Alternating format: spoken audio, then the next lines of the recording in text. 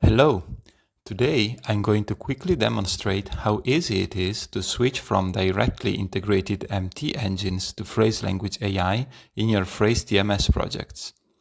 First, let's open a TMS project. Here, DeepL is set as my machine translation engine.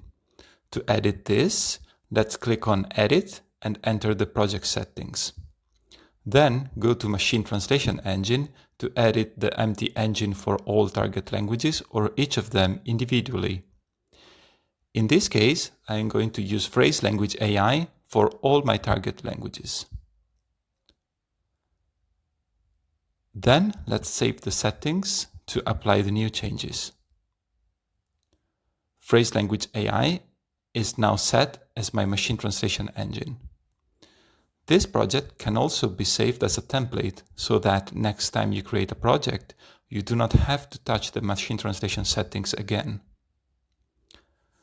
If you are already using templates, you can edit your existing one to switch from directly integrated MT engines to Phrase Language AI.